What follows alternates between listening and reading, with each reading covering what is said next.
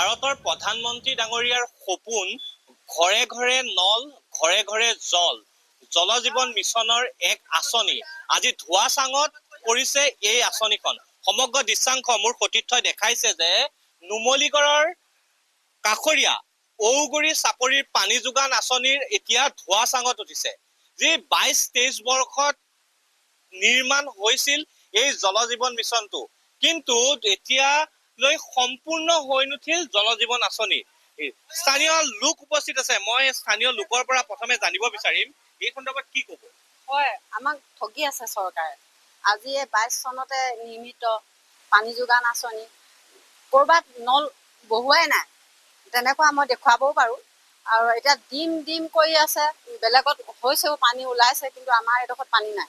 আমাৰ ৰাইজক ঠগি আছে, আমাৰ ৰাইজক NRLও ঠগিছে আৰু চৰকাৰৰ ফালৰ পৰাও ঠগিছে। এতিয়া কি ভাবিছে তেখেতসকলে আমি সেইটো নাজানিছোঁ।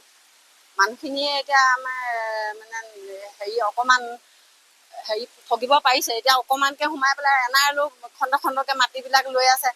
তেনে স্বত্বত আমাৰ স্থানীয় লোক এজনৰ ঘৰৰ পৰা যেতিয়া মাটিডোখৰ দান কৰিছে, তেখেতসকলে সৎ ব্যৱহাৰ কৰিব লাগে নাই বাৰু? এতিয়া অসৎ ব্যৱহাৰ কৰিছে, ইমান মূল্যৱান বস্তু এটা পচাই থৈছে, হাবি গজিছে, বন গজিছে, দেখিও বেয়া লাগে তেনেকুৱা, হয় নে বাৰু?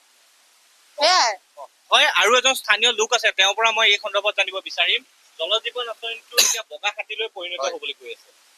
বিজেপি চৰকাৰে এটা যেতিয়া আমাৰ নিৰ্বাচনত জয়ী হৈছিলে, তেতিয়াই তেখেতসকলে কৈছিলে ঘৰ ঘৰ জল ঘৰ ঘৰ নল। এতিয়া ঘৰ ঘৰ জল নহয়, অকল এই নলীকেইডাল বহাই থৈছে তেখেতসকলে। আৰু 1 কোটি টকা মূল্যৰ এইটো যোনটো প্ৰকল্প পানী যোগান আঁচনি 2023 বৰ্ষতে চেংচন হোৱা। সৰুপথাৰ সমষ্টি তেতিয়া আমাৰ বিধায়ক আছিলে বিশ্বজিৎ ফুকন ডাঙৰীয়া, এতিয়া আমাৰ বা ফোন টাইট হ'লোঁ। মৃণাল শইকীয়া ডাঙৰীয়াক অনুৰোধ জনাইছোঁ এই পানী যোগান আঁচনিটো অকণমান কাণ চকু দি ৰাইজৰ কাৰণে সুবিধা কৰি দিয়ে যেন। আৰু জলসিঞ্চন মন্ত্ৰী জয়ন্ত বল্লভ বৰুৱা তেখেতে বৰ ডাঙৰ কথা কৈ থাকে। তেখেত গৰু চিণ্ডিকেটত লাগি আছে বুলি নিউজে শুনি আছোঁ আমি। তেখেতে এই দায়িত্বটোত আছে যেতিয়া এইবোৰ কাণ চকু দিব লাগে। এইটো চৰকাৰী ধন একদম সম্পূৰ্ণৰূপে অপব্যৱহাৰ কৰিছে। আৰু নুমলীগড় শোধনাগাৰো ইয়াত ওচৰতে যিহেতু আছোঁ, আমাক পানীটো কেলৈ ওলোৱা নাই, কেলৈ ৰাইজে পোৱা নাই, অকণমান যদি হেৰি কৰি দিয়ে, মই উপায়ুক্ত মহোদয়কো আহ্বান জনাইছোঁ গোলাঘাট জিলাৰ।